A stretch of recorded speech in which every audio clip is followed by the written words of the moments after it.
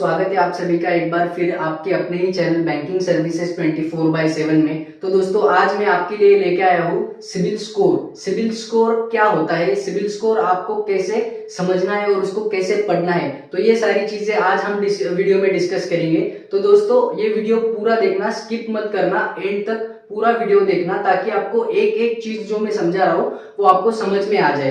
तो इसमें कौन से टॉपिक ऐसे हैं जिसके ऊपर आपको फोकस करना है, उसके बाद आपको सिबिल में कभी भी परेशानी नहीं आएगी। तो चलिए दोस्तों आगे वीडियो में आगे बढ़ते हैं। सबसे पहला टॉपिक है दोस्तों सिबिल। सिबिल मतलब क्या होता है? सिबिल मतलब होता है दोस्तों credit information bureau India limited. ये एक कंपनी है दोस्तों सिबिल, जो हमारे पैन कार्ड से लिंक्ड है। एक प्रकार हम इसको ऐसे भी बोल सकते हैं कि ये हमारे पैन कार्ड से लिंक है।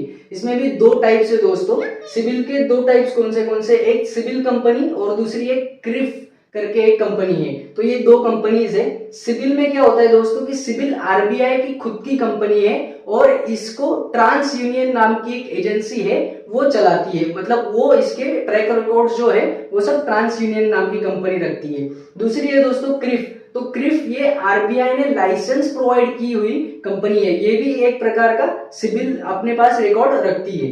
तो चलिए दोस्तों ये एजेंसीज कौन सी है जो सिबिल के साथ काम करती है, मतलब कि एक्सपीरियन, इक्विफिक्स और ट्रांस यूनियन, ये तीन प्रकार के आपको सिबिल के रिपोर्ट्स मिलते हैं। जब भी आप कहाँ पर सिबिल ऑनलाइन अगर आप सिबिल चेक कर रहे हो या फिर पैसा बाजार, पॉलिसी बाजार या फिर ऑनलाइन कहीं से भी आप सिबिल निकालते हो तो आपको इन तीनों के माध्यम से कोई एक माध्यम से आपको सिबिल का आपका रिपोर्ट मिलेगा।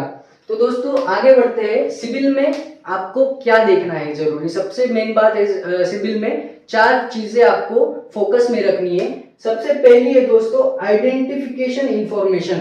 सबसे पहले कॉलम में जैसे आपने सिबिल रिपोर्ट आपका डाउनलोड किया या फिर आपको सिबिल रिपोर्ट प्रोवाइड हुआ है कहीं से, तो उसमें चार चीजों में सिबिल डिवाइड हुआ रहता है। फर्स्ट कॉलम में आपका आइडेंटिफिकेशन इंफॉर्मेशन, आपका नाम, आपका डेट ऑफ बर्थ, आपका पैन कार्ड नंबर, आपका वोटर आईडी, ये सारी चीजें आपको आइडेंटिफिकेशन इंफॉर्मेशन में मिलेंगी। दूसरा रहता है दोस्तों क्रेडिट अकाउंट्स। आपने आज तक के कौन से लोन्स लिए हैं, कौन से लोन्स आपने कब लिए, उसका एक सेपरेट एक कॉलम रहता है, तो उसमें आपको क्रेडिट अकाउंट्स में मिल जाएगा। तीसरा आता है दोस्तों क्रेडिट इंक्वायरीज। आपने आज तक कहाँ कौन से लोन्स के लिए आपने अप्लाई किया है, चाहे वो छोटा हो चाहे वो बड़ा हो, तो वो सारी एक एक डेट वाइज आपकी इंक्वायरी सिबिल की रिपोर्ट में आपको मिल जाएगी। और चौथा होता है पब्लिक रिपोर्ट्स।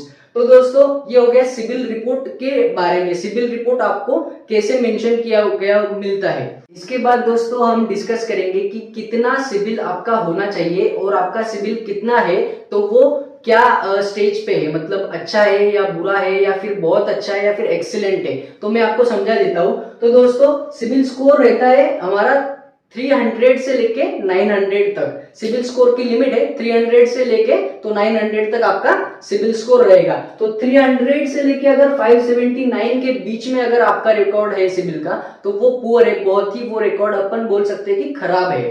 ठीक है। उसके बाद आता है दोस्तों 580 से लेके 669 तक अगर आपका सिबिल स्कोर है तो वो अपन बोल सकते हैं कि वो ठीक ठाक है, एवरेज है सिबिल स्कोर। ठीक है। उसके बाद आता है 670 से लेके 739 तक अगर आपका सिबिल है तो आपका सिबिल गुड, मतलब अच्छा माना जाता है कि आपका सिबिल अच्छा है, आपके ट्रैक रिकॉर्ड जो है वो ठीक ठाक है और अच्छे हैं। मतलब उसमें बाउंसेस हुए लेकिन एक आध दो बाउंसेस हुए होंगे, लेकिन अभी आपका रिकॉर्ड अच्छा है। उसके बाद है दोस्तों 740 से लेके 799, ये सिबिल स्कोर आपका होता है वेरी गुड। इसमें आपको एक्सीलेंट मतलब वेरी गुड आपका सिबिल स्कोर होता है। और लास्ट है दोस्तों 800 से लेके 850, तो इतना अगर आपका सिबिल स्कोर है तो कोई भी बैंक आपको आसानी से प्री अप्रूव्ड लोन्स जो होते हैं वो दे देगी, वो होता है एक्सीलेंट। ये सारी कैटेगरीज है दोस्तों, आपका सिबिल इन सब कैटेगरीज में बैठता है। नेक्स्ट है दोस्तों सिबिल आप कहां से निकाल सकते हो। सिबिल की ऑनलाइन सिबिल अगर आप डालेंगे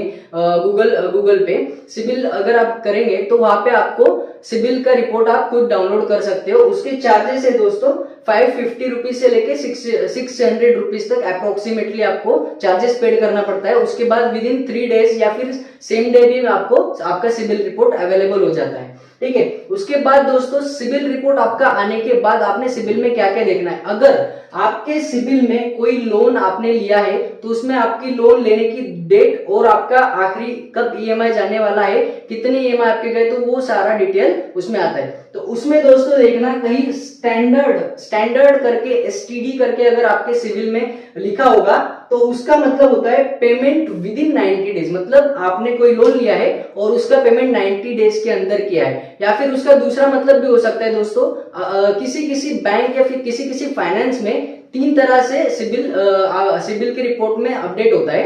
एक होता है 3 क्रॉस, एक होता है 000 और एक होता है स्टैंडर्ड। अगर स्टैंडर्ड है तो भी अपन ऐसा कंसीडर कर सकते हैं कि आपका पेमेंट रेगुलर जा रहा है, ऐसा कंसीडर नहीं कर सकते कि पेमेंट विद इन 90 डेज ही आ रहा है। तो ये डिपेंड करता है कौन सी बैंक और कौन सी फाइनेंस आपका रिपोर्ट कैसे रिपोर्ट कर रही है सिविल को, ठीक है। उसके बाद अगर सब लिख के आ रहा है आपके ईएमआई जो जा रहे हैं उसमें अगर सब लिख के आ रहा है एसयूबी, तो उसको बोलते हैं सब स्टैंडर्ड में आपका जो अकाउंट है वो चला गया है। तो पेमेंट आपका 90 डेज के बाद हो रहा है, मतलब आपका ईएमआई बाउंस होने के बावजूद भी 90 डेज के बाद आपका पेमेंट हो रहा है, तो वो जाता है सब स्टैंडर्ड में। उसके बाद डीबीटी अगर लिखा होगा तो डाउटफुल है, मतलब आपने डिफॉल्टर है या फिर आपने बहुत सारे ईएमआई है वो रेगुलर नहीं किए या फिर रिटर्न ऑफ कर दिए, तो उस केस में डीबीटी लिख के आता है, ठीक है। नेक्स्ट है दोस्तों 3 क्रॉस और 000, तो ये बेसिकली होता है कि आपका जो पेमेंट आ रहा है हर एक ईएमआई का वो रेगुलरली आ रहा है। तो ये दोनों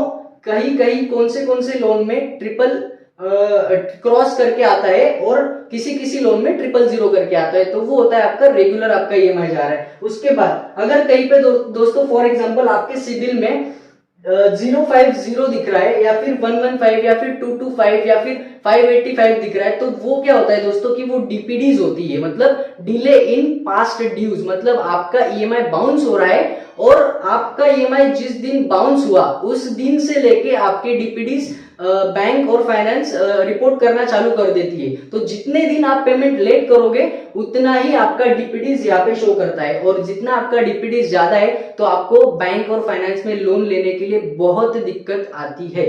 तो ये हो गया दोस्तों आपका सिविल रिपोर्ट में कौन सी चीजें आपको वहां पे पढ़नी है कि आपका कौन सा लोन रेगुलर चल रहा है या फिर कौन से लोन में बाउंसेस चल रहे हैं, ठीक है। और उसके बाद आता है दोस्तों आपके सिविल रिपोर्ट में अगर आप किसी को गारंटर है या फिर किसी को अपने आधार कार्ड पैन कार्ड या फिर आप किसी को कोएप्लिकेंट रह गए हो किसी लोन में, तो आपके लोन में जो अकाउंट हिस्ट्री आती है उसमें इंडिविजुअल अगर आता है तो इंडिविजुअल का मतलब है आपका सिर्फ खुद का उसमें लोन जो है वो स्टेटस आपका बताता है, ठीक है। अगर उसमें गारंटर लिख के आ गया तो वो लोन आपका नहीं होता है, बट आप आपके फ्रेंड को या फिर आपके रिलेटिव्स को किसी को गारंटर हो तो वो सेम गारंटर लिख के वहां पे आता है, ठीक है। उसके बाद आता है दोस्तों ज्वाइंट भी सेम है, अगर गारंटर है या फिर कोएप्लिकेंट है तो ज्वाइंट लोन लिख के वहां पे आता है। और अगर दोस्तों अभी आरबीआई के नए रूल के हिसाब से अगर गारंटर भी हफ्ते बाउंस कर रहा है या फिर ईएमआई बाउंस कर रहा है लेकिन आपका ट्रैक रिकॉर्ड सही है तो उस केस में आपका सिविल भी डिफॉल्ट पकड़ा जाता है, और अगर इनकेस गारंटर वो पैसे रिपेमेंट नहीं करता है तो उसकी जिम्मेदारी आपकी बनती है। इसलिए किसी को भी गारंटर होने से पहले जानकारी ले ले कि वो जो सामने वाला है वो रिपेमेंट अच्छे से करेगा या नहीं करेगा।